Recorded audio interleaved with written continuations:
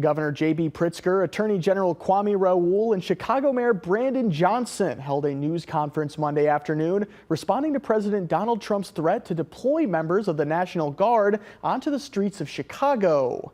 Pritzker told Trump to, quote, not come to Chicago. And of course, this comes after the president deployed National Guard troops over in Washington, D.C. earlier this month. Leaders in Chicago were upset about this, with Mayor Johnson saying the move was, quote, uncalled for and unlawful. Crime is dropping in Chicago.